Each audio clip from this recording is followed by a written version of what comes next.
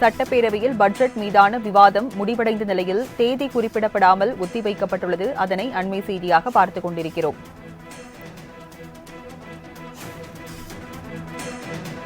சட்டப்பேரவையில் பட்ஜெட் மீதான விவாதம் முடிவடைந்த நிலையில் தேதி குறிப்பிடப்படாமல் ஒத்திவைக்கப்பட்டுள்ளது. கூடுதல் விவரங்களை செய்தியாளர் நந்தினி வழங்க கேட்கலாம். நந்தினி, விவரங்கள் என்ன? வணக்கம். தமிழக சட்டப்பேரவை தேதி குறிப்பிடப்படாமல் ஒத்திவைக்கப்பட்டிருக்கிறது. அந்த வகையில்தான் 2024 ஆண்டிற்கான தமிழக சட்டப்பேரவை கூட்டத்தொடர் கடந்த 12ஆம் தேதி ஆளுநர் உரையுடன் தொடங்கியது. இருந்தபோதிலும் ஆளுநரை பொறுத்தவரையில் தமிழ்நாடு அரசால் கொடுக்கப்பட்ட உரையை வாசிக்காமல் புறக்கணித்தார். அதன் தொடர்ச்சியாக ஆளுநர் உரை மீதான விவாதம் என்பது நடத்தப்பட்டது. இந்த நிலையில்தான் பார்த்தோம் என்றால் நிதிநிலை அறிக்கை தாக்கல் செய்வதற்கான தமிழக சட்டப்பேரவை கூட்டத்தொடர் கடந்த 19ஆம் தேதி தொடங்கியது. 19ஆம் தேதி நிதிநிலை அறிக்கையை நிதித்துறை அமைச்சர் தங்கம் தென்னரசு தாக்கல் செய்தார். அதன் தொடர்ச்சியாக 20ஆம் தேதி வேளாண்மை நிதிநிலை அறிக்கையை வேளாண்மை துறை அமைச்சர் MRK பன்னீர்செல்வம் தாக்கல் செய்து உரையாற்றினார்.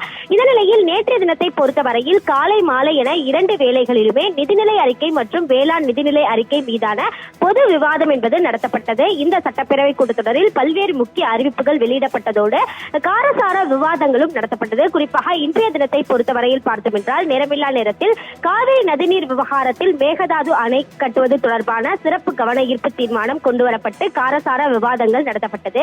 அது மட்டுமல்லாமல் உலக முதலீட்டாளர் மாநாட்டில் பெறப்பட்டிருக்கக்கூடிய முதலீடுகள் உள்ளிட்ட தொடர்பாகவும் பல்வேறு விவாதங்கள் சட்டப்பேரவையில் நடத்தப்பட்டது. இந்த நிலையில்தான் 13 சட்ட மசோதாக்கள் சட்டப்பேரவையில் குரல் வாக்கெடுப்பு மூலம் தற்போது நிறைவேற்றப்பட்டு சட்டப்பேரவை தேதி குறிப்பிடப்படாமல் ஒத்திவைக்கப்பட்டிருக்கிறது. இன்றைய சட்டப்பேரவை கூட்டத்தொடரில் நிதிநிலை அறிக்கை மற்றும் வேளாண் நிதிநிலை அறிக்கை மீதான பொது விவாதத்திற்கு அமைச்சர்கள் தங்கம் தென்னரசு மற்றும் அமைச்சர் MRK பன்னீர்செல்வம் உள்ளிட்டோர் பதிலுரை அளித்தனர். அந்த அறிவிப்பிலும் பல்வேறு முக்கிய அறிவிப்புகள் இடம்பெற்றது. குறிப்பாக பார்த்தோம் என்றால் வரக்கூடிய 26ஆம் தேதி மறைந்த முன்னாள் முதலமைச்சர்கள் கருணாநிதி மற்றும் புனரமைக்கப்பட்ட அண்ணா நினைவிடம் திறக்கப்படும் என சட்டப்பேரவையில் தமிழ்நாடு முதலமைச்சர் அறிவிப்பு வெளியிட்டார். அது மட்டுமல்லாமல் கோவையை பொறுத்தவரையில் கோவையில் மாபெரும் நூலகம் வரக்கூடிய ஜனவரி மாதம் 2026ஆம் ஆண்டு திறக்கப்படும் என தமிழ்நாடு முதலமைச்சர் சட்டப்பேரவையில் அறிவிப்பு வெளியிட்டிருந்தார். அந்த வகையில்தான் பல்வேறு அறிவிப்புகள் மற்றும் காரசார விவாதங்களுடன் சட்டப்பேரவை தற்போது தேதி குறிப்பிடப்படாமல் ஒத்திவைக்கப்பட்டுள்ளது குறிப்பிடத்தக்கது.